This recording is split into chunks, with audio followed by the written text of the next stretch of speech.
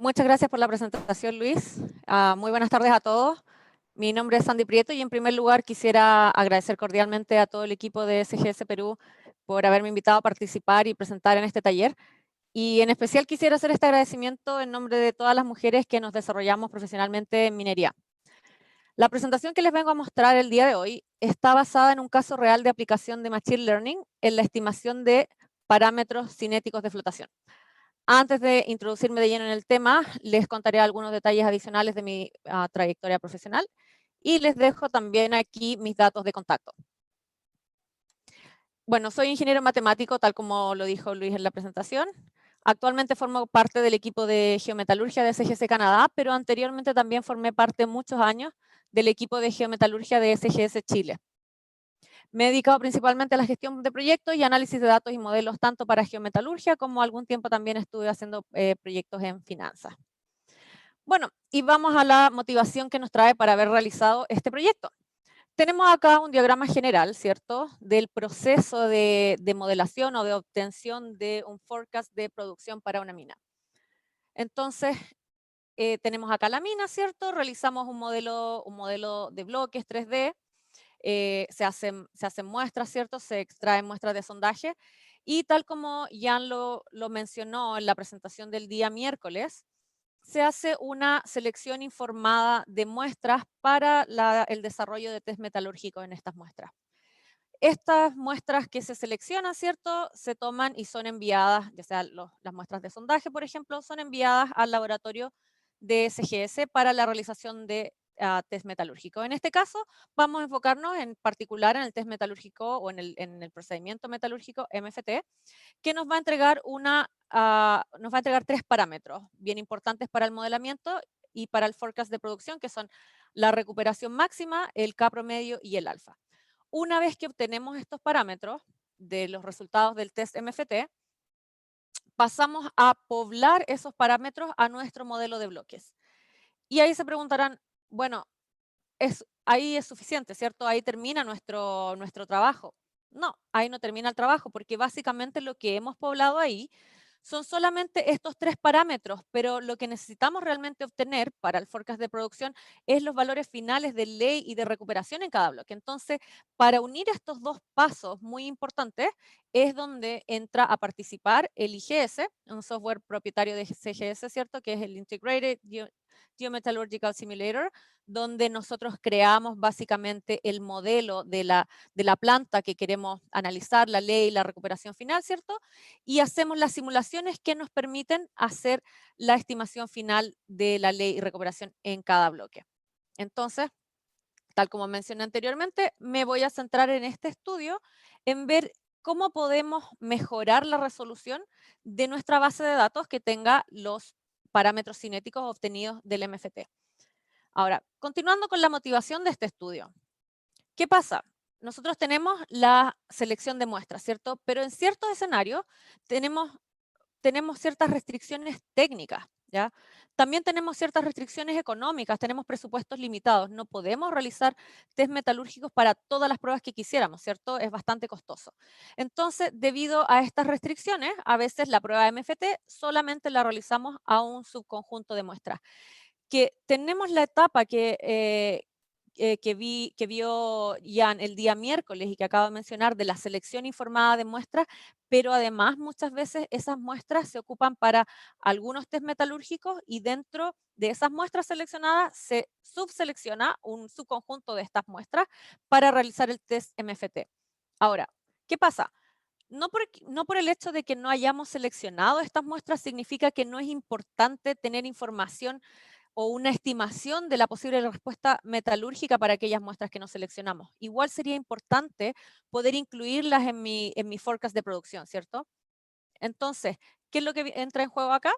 Entra en juego que existe una correlación entre las variables MFT y el resto de variables que puedo tener presentes en mi sábana de datos, ¿cierto? Ahora, ¿qué pasa con esta relación? ¿Qué nos interesaría hacer con esta relación? Nos interesaría extraer, analizar, poder tener claro cuál es esta correlación entre las variables y cuantificarla, ¿cierto? Cuantificar y así poder extraer estas relaciones y extrapolarla para poder generar más resultados de MFT para las muestras que no disponen de la realización del test. Así ampliaríamos nuestra base de datos de parámetros cinéticos y mejoraríamos la resolución de las estimaciones geometalúrgicas. Bueno, como mencioné brevemente, ¿cierto? Nuestras variables de interés son tres. Es la recuperación máxima, el K promedio y el alfa.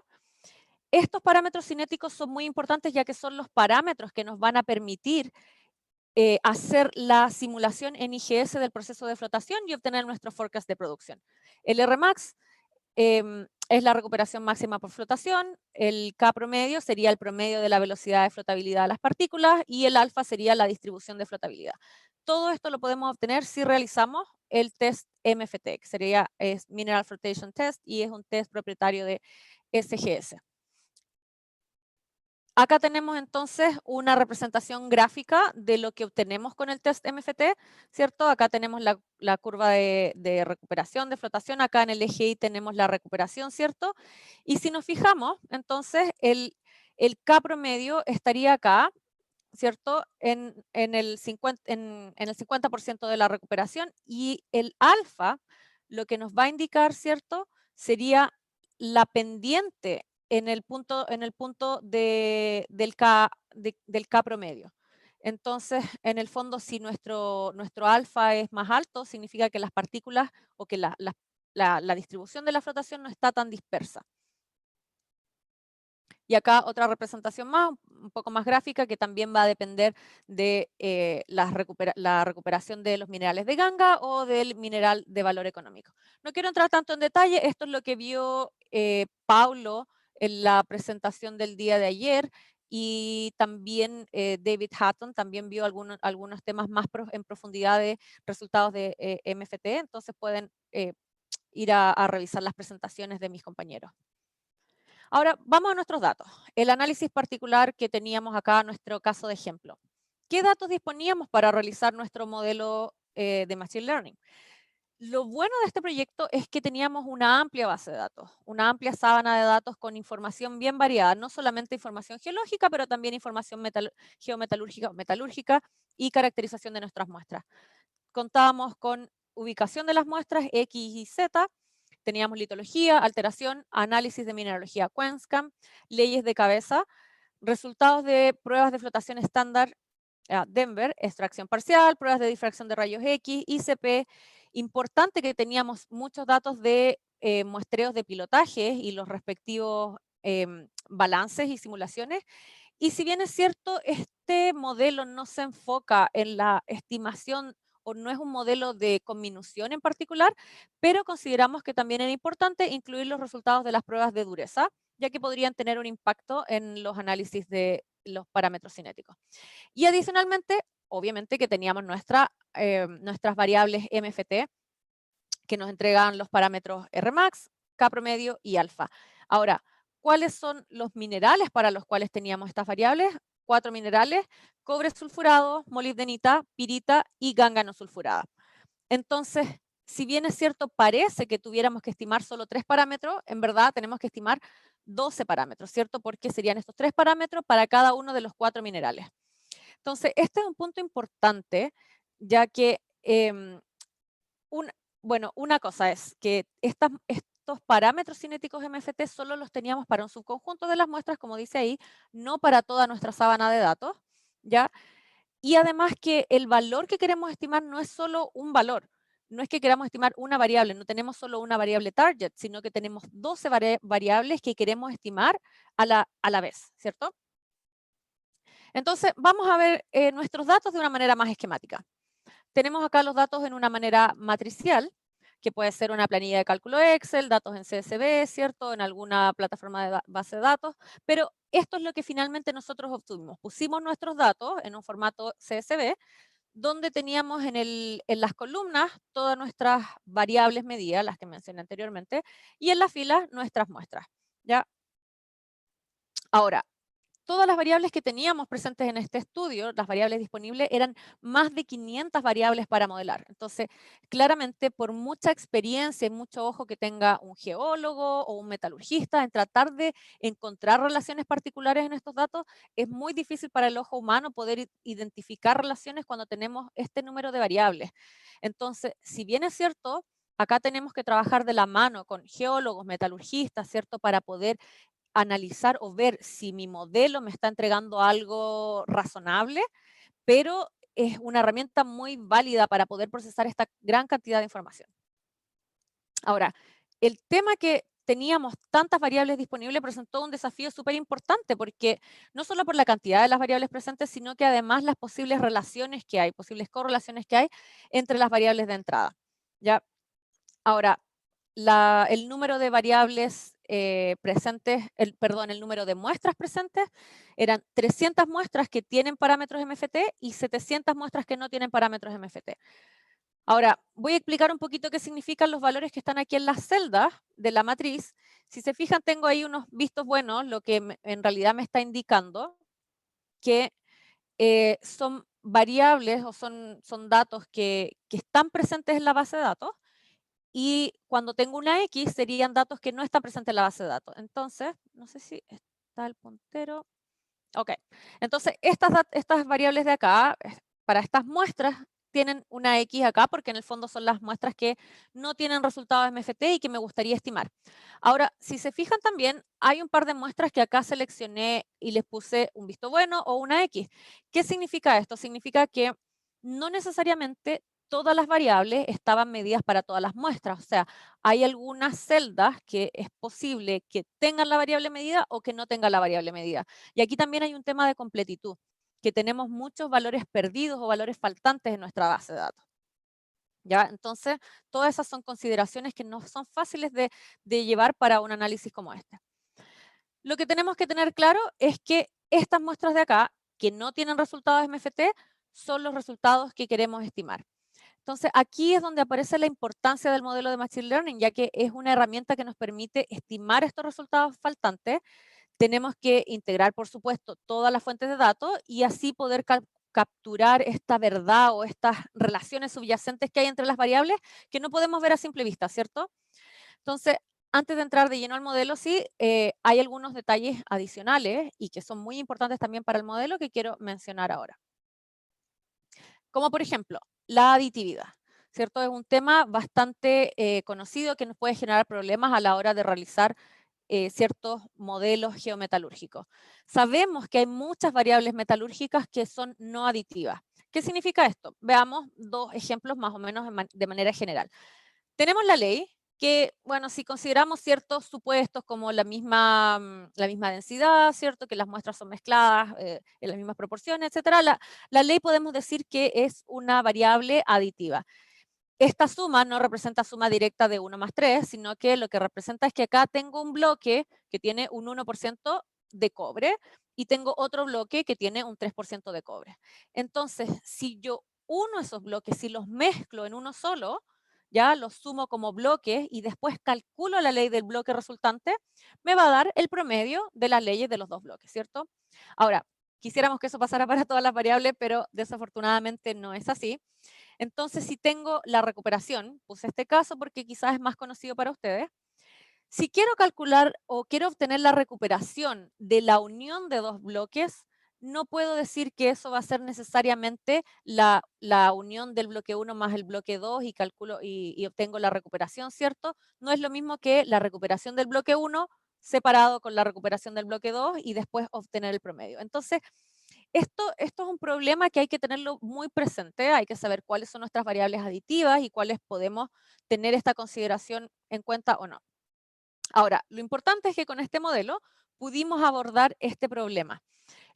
Hay que tener consideraciones también importantes, por ejemplo, que para el caso de la recuperación, si hacemos una ponderación por la ley, ¿cierto? También hay formas de cómo linealizar o cómo transformar en aditivas estas variables que no lo son.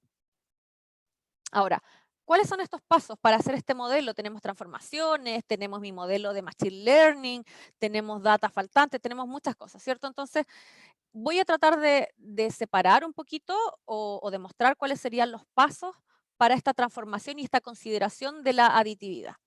Entonces, lo primero que podemos hacer es que hay formas de transformar estas variables no aditivas en variables aditivas. Entonces, esto fue lo que hicimos.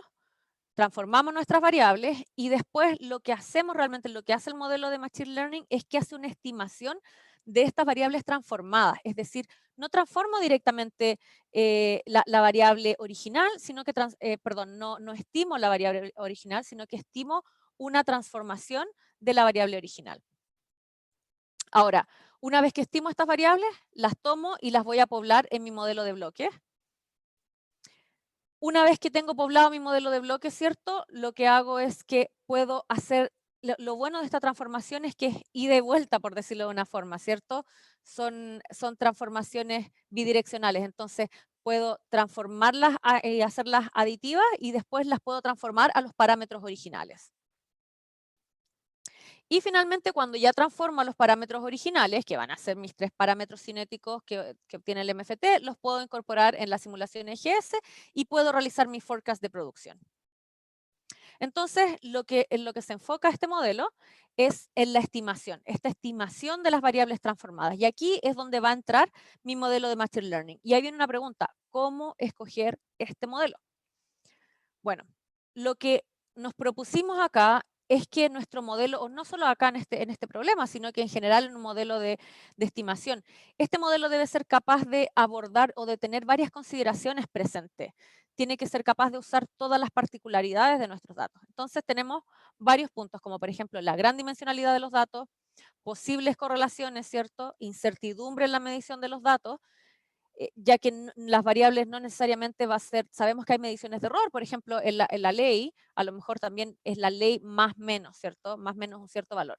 Tenemos muchos valores faltantes o valores perdidos y tenemos una variable target que queremos modelar, una variable objetivo, que en este caso yo le llamo una variable target, pero en el fondo se refiere a las 12 variables que queremos estimar con este modelo.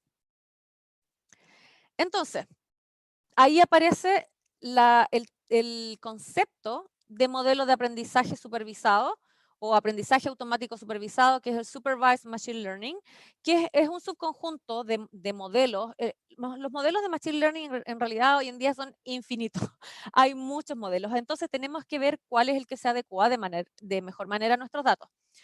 Entonces, este modelo, tenemos que tomar un modelo que nos permitiera hacer una regresión, ¿ya? Porque tenemos dos tipos de modelos, de clasificación y regresión. Clasificación es básicamente agrupar datos o asignar categorías a mis datos, y la regresión es estimar un valor particular.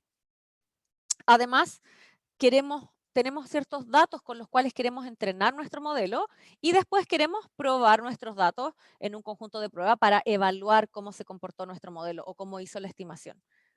Y es así donde aparece entonces nuestro proceso bayesiano-gaussiano de variables latentes, que es específicamente el modelo de Machine Learning que ocupamos para resolver este problema. Ahora, este nombre en verdad parece un poco enredado, ¿cierto? Pero voy a descomponer este nombre en todas sus partes para poder entender un poquito mejor de qué se trata. Y si bien es cierto, no voy a ahondar tanto en este tema tampoco, no quiero marearlos con cosas del modelo, pero estas son consideraciones que creo que es necesario mencionar. Proceso gaussiano, ¿qué significa? Es un método o un modelo de aprendizaje supervisado. Supervisado quiere decir que tengo esta variable objetivo. Luego, este método resuelve problemas de clasificación y regresión, o sea, me sirve también para mis datos porque resuelvo un problema de regresión en este caso. Ahora, esto es muy importante para mi modelo. Sabemos que los modelos geometalúrgicos tienen una cierta incertidumbre y este modelo no solo me predice el valor en el punto en particular que quiero hacer la estimación, pero sino además me predice o me entrega una medida de incertidumbre de la predicción. Entonces, me entrega la exactitud, porque es un modelo supervisado, entonces puedo ver una medida de qué tan exacto es mi modelo y además puedo tener una medida de la precisión o qué tan consistente es el valor o qué tan disperso es mi estimación. Y eso es bastante bueno, porque a lo mejor entregamos un resultado, no sé, de recuperación máxima que va a ser 80, pero a lo mejor no es 80, es 80 más menos 2 o más menos 3, ¿cierto? Hay ciertos valores que podemos jugar un poco con ellos. Ahora, para los geólogos quizás, o algunas personas, quizás es más familiar el tema del kriging, y quiero contarles que en verdad este proceso gaussiano no es nada más ni nada menos que un caso particular del proceso gaussiano que está restringido a 2 o 3 dimensiones. Bayesiano. ¿Qué significa que mi modelo sea bayesiano? Lo único que hace la inclusión de la parte bayesiana es que evita que mi modelo se sobreajuste, ya que toma en cuenta además la información a priori, o sea, no hace muchas asunciones, sino que toma en cuenta toda esta información de la cual dispongo y la incluye en el modelo. Y variable latente, bueno, vimos que tenemos una gran cantidad de variables a estimar y lo que hace el tema de variable latente es una transformación de reducción de la dimensionalidad de los datos. Ahora, esto no significa que yo parto con 500 variables y solo me quedo con 10. No, no es esto lo que hace el modelo. Esto significa que toma las variables, las 500 o las variables que sean, y hace una transformación, hace ciertas transformaciones entre todas esas variables y me genera grupos de variables que me reducen la dimensión, pero me tratan de mantener la variabilidad de los datos. Un caso particular de esto y que a lo mejor les suena más familiar es el caso de ACPE o PCA, de análisis de componentes principales. Es un caso particular de los modelos de variables latentes. Entonces, volvamos un poquito a nuestro modelo ahora. Ya sabemos qué es lo que hace nuestro modelo de manera general y ahora voy a ver cómo lo aplicamos a nuestros datos.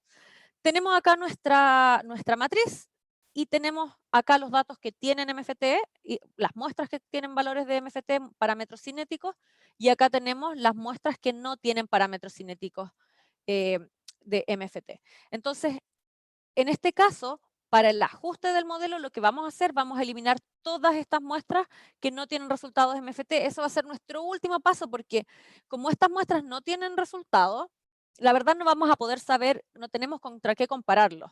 Entonces, todo nuestro entrenamiento y nuestra predicción de modelo se va a basar en las muestras que sí tienen resultados MFT.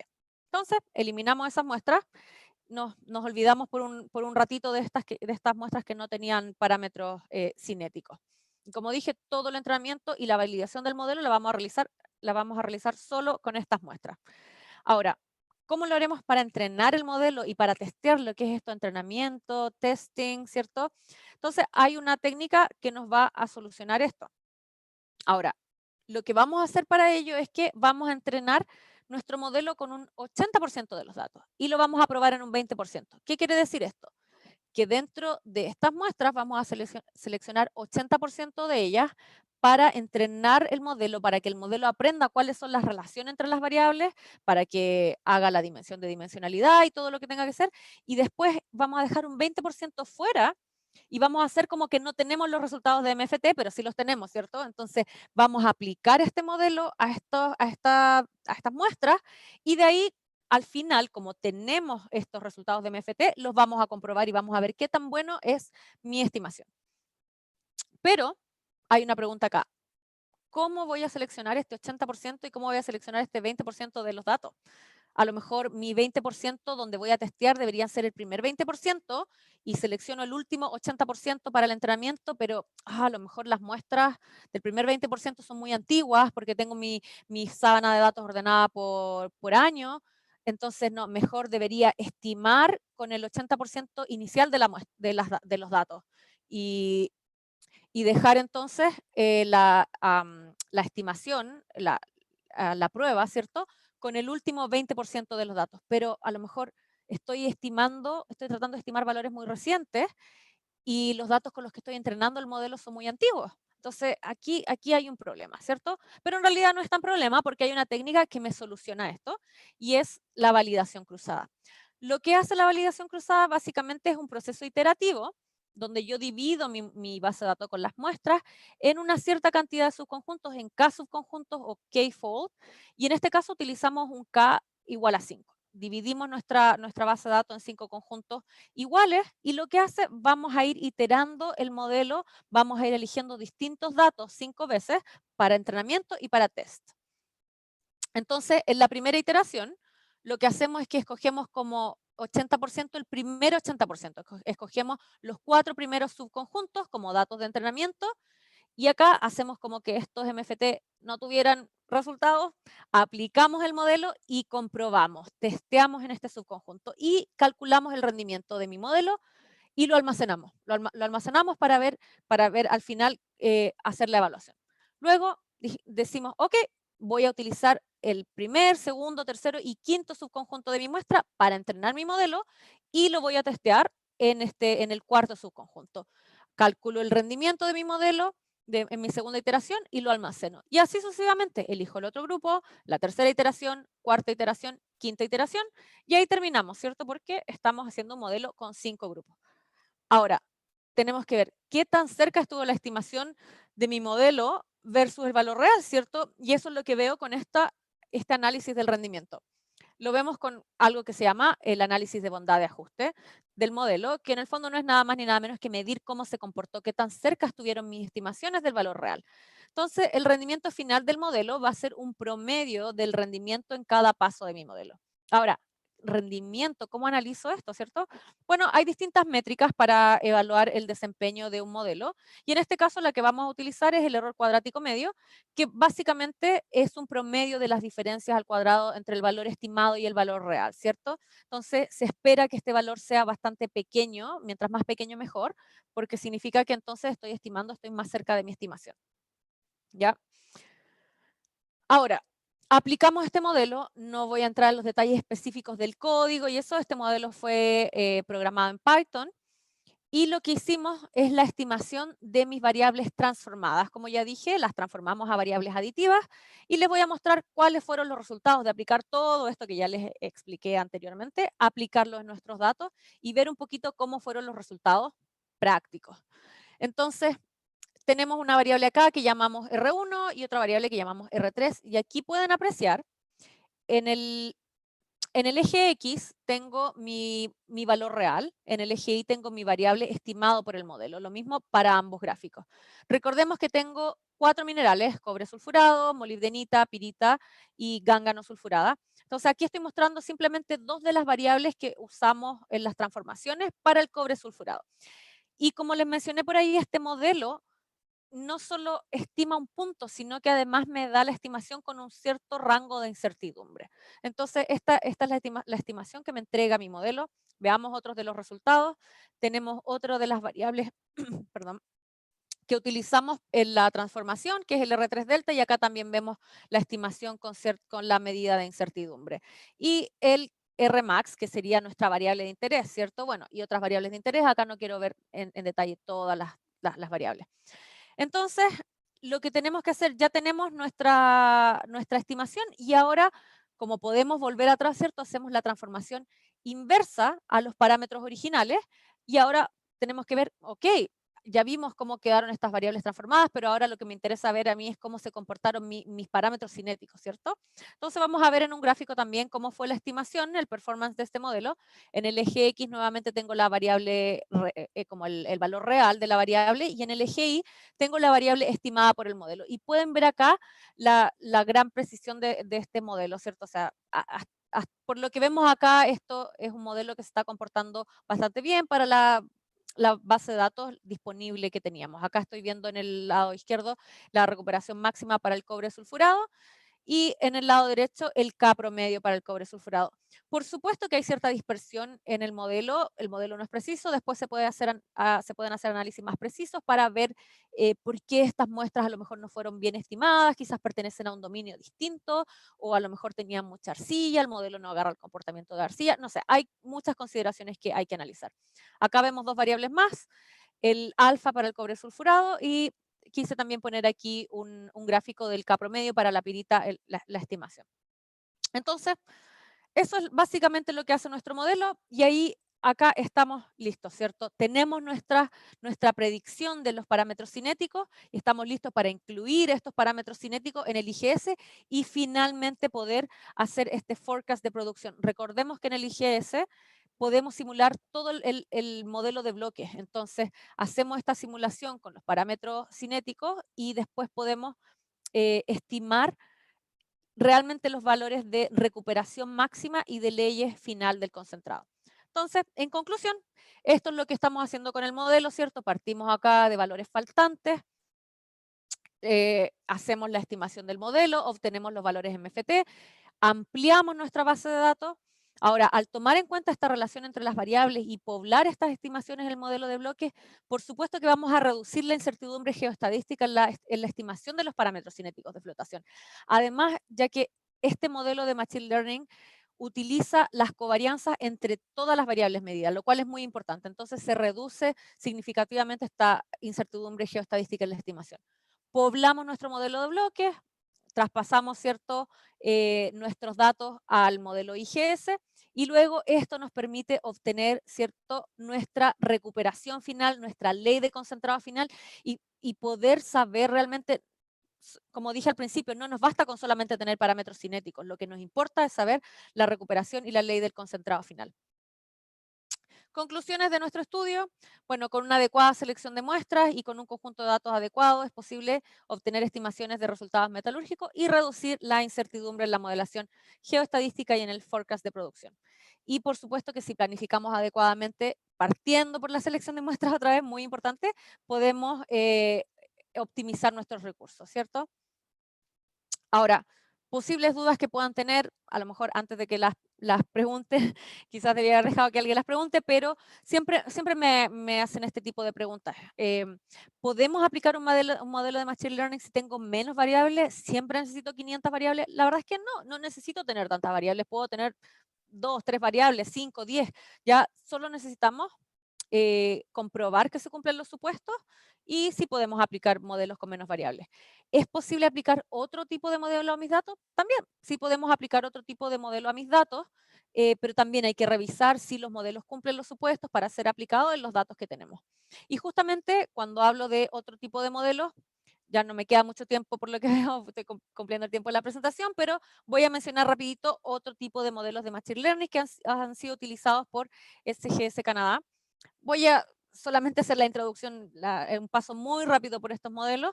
Tenemos el algoritmo filogenético especializado, el cual principalmente se usa en una fase de interpretación para identificar familias de roca y crear grupos litológicos. Tenemos el algoritmo de árboles de clasificación potenciados, los cuales son bastante buenos para predecir o para bueno, sí, para predecir, para estimar datos cuando tenemos una correlación no lineal entre las variables. Y bueno, nuestro modelo que vimos hoy, ¿cierto? Que no solo se ocupa para el problema que vimos hoy, ¿cierto? Sino que también puede ser, ha sido ocupado para otros objetivos, ¿ya? Si tienen más consultas, por supuesto que pueden preguntar más adelante, podemos enviar más información de cómo, en qué otra manera ha sido ocupado este modelo, que cabe mencionar que fue un modelo que ganó un concurso internacional para encontrar target de un depósito, ¿cierto? Entonces, vale la pena probarlo.